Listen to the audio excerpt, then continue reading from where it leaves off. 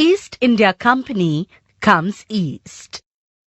In the year 1600, the East India Company acquired a charter from the ruler of England, Queen Elizabeth I, granting it the sole right to trade with the East. This meant that no other trading group in England could compete with the East India Company. With this charter, the company could venture across the oceans looking for new lands from which it could buy goods at a cheap price and carry them back to Europe to sell at higher prices. The company did not have to fear competition from other English trading companies. Mercantile trading companies in those days made profit primarily by excluding competition so that they could buy cheap and sell dear.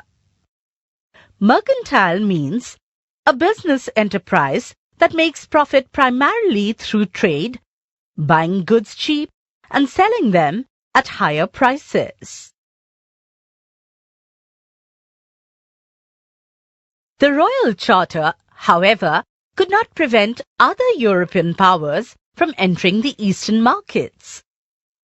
By the time the first English ships sailed down the west coast of Africa, round the Cape of Good Hope, and crossed the Indian Ocean, the Portuguese had already established their presence in the western coast of India and had their base in Goa. In fact, it was Vasco da Gama, a Portuguese explorer, who had discovered this sea route to India in 1498. By the early 17th century, the Dutch too were exploring the possibilities of trade in the Indian Ocean.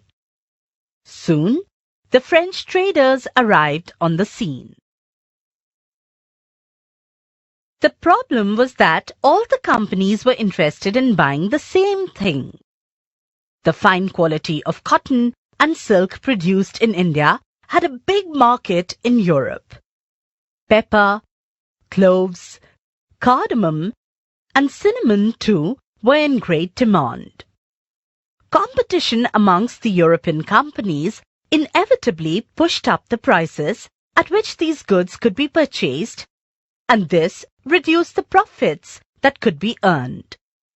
The only way the trading companies could flourish was by eliminating rival competitors. The urge to secure markets therefore led to fierce battles between the trading companies. Through the 17th and 18th centuries, they regularly sank each other's ships, blockaded routes, and prevented rival ships from moving with supplies of goods. Trade was carried on with arms, and trading posts were protected through fortification. This effort to fortify settlements and carry on profitable trade also led to intense conflict with local rulers. The company, therefore, found it difficult to separate trade from politics. Let us see how this happened.